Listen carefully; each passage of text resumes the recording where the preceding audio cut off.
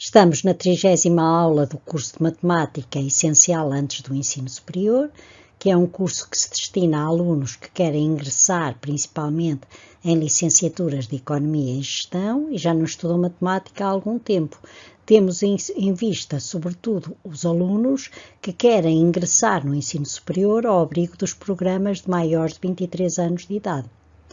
Hoje falamos de funções injetivas, subjetivas e bijetivas, e ainda de funções inversas e da composição de funções. Uma função é injetiva quando a objetos diferentes faz corresponder imagens diferentes. Se tomarmos f de x igual a 2x, nós vemos que faz corresponder a objetos diferentes, 1, 2 e 3, imagens diferentes, 2, 4 e 6. Portanto, f de x igual a 2x é uma função injetiva. Geometricamente, podemos traçar a reta f de x igual a 2x e depois traçarmos retas paralelas ao eixo das abscissas ao longo desta nossa função e verificamos que cada uma destas retas paralelas ao eixo das abscissas só toca a reta da função f de x igual a 2x num ponto. E daí podermos concluir que é uma função injetiva. Numa função não injetiva, a objetos diferentes podem corresponder imagens iguais. Por exemplo, f de x igual a x ao quadrado. Faz corresponder aos objetos menos 2 e 2 a mesma imagem 4. f de x igual a x ao quadrado é, portanto, uma função não injetiva. E se traçarmos linhas paralelas ao eixo das abscissas no gráfico da função f de x igual a x ao quadrado, verificamos que estas linhas paralelas ao eixo das abscissas tocam o gráfico da função em mais do que um ponto. E, portanto, é uma função não injetiva. A linha A e a linha D destes exemplos representam funções não injetivas, enquanto que a linha B e a linha C representam funções injetivas. Analisando as funções não injetivas, na linha A, temos a função f de x igual a módulo de x. Verificamos que ao traçar as retas paralelas ao eixo das abscissas, verificamos que algumas destas retas tocam a função módulo de x em mais do que um ponto, em 2 pontos.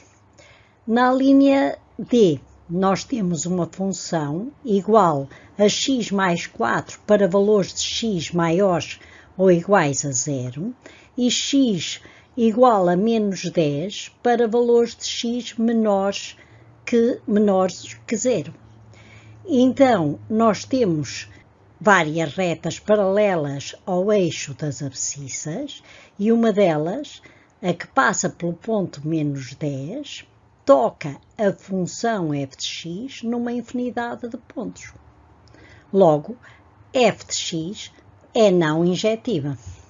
Uma função é subjetiva quando cada elemento de B é a imagem de pelo menos um elemento de A. Tomando o conjunto B igual a 2, 4, 6, nós vemos que 2 é a imagem de 1 e o 4 é a imagem de 2 e também a imagem de 4. E o 6 é a imagem de 3. Temos, portanto, uma função subjetiva. Na linha A temos também um exemplo de uma função subjetiva e na linha B temos uma função não subjetiva. Geometricamente, na linha A, nós podemos ver que a função é subjetiva porque, traçando paralelas ao eixo das abscissas, nós vemos que qualquer uma destas linhas paralelas ao eixo das abscissas interseta o gráfico da função. E na linha B, há retas paralelas ao eixo das abscissas que não intersetam o gráfico da função. Uma função é bijetiva se for simultaneamente injetiva e subjetiva. Na linha A, nós temos um exemplo de uma função bijetiva, f de x igual a 2x mais 1. É injetiva e também subjetiva.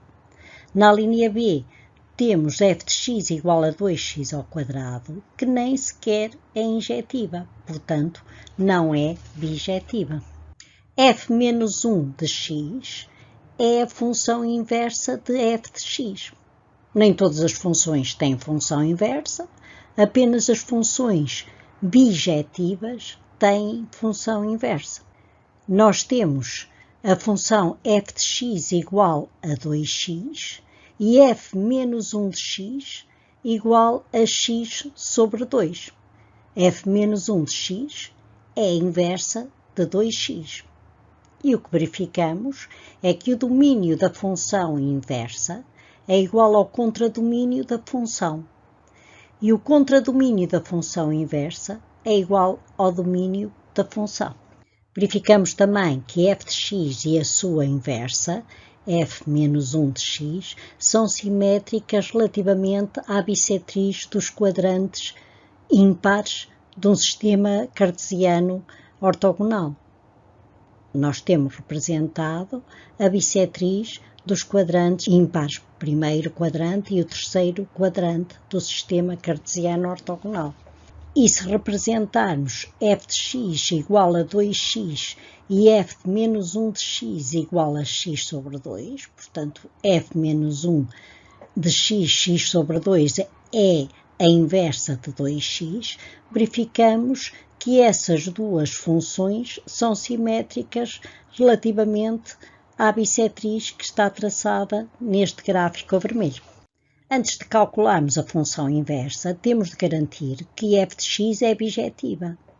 E depois vamos aplicar um procedimento simples para calcular a função inversa. Assim, se eu tiver a função f de x igual a 3x, sabemos que é bijetiva. E depois vamos dizer que f de x igual a 3x pode-se representar por y igual a 3x. Resolvendo esta equação em ordem a x, obtemos x igual a y sobre 3. E esta é a nossa função inversa. Mas como estamos a definir a função inversa em termos de x, da variável x, vamos substituir o y por x. E temos a função inversa f menos 1 de x igual a x sobre 3. Apresentamos agora alguns exemplos para cálculo de funções inversas. Relativamente à linha B, desenhamos o gráfico da função f de x e da função f menos 1 de x para que verifiquem a simetria relativamente à bissetriz dos quadrantes 1 e 3. Devem calcular as funções inversas e comparar com os nossos resultados. Vamos calcular a função inversa da função bijetiva f de x igual a raiz de x menos 1. Temos que y é igual a raiz de x menos 1, e levando ao quadrado ambos os membros, y ao quadrado igual a x menos 1, resolvendo em ordem a x igual a y ao quadrado mais 1, e a função inversa será então f menos 1 de x igual a x ao quadrado mais 1. E temos também representadas as duas funções num gráfico.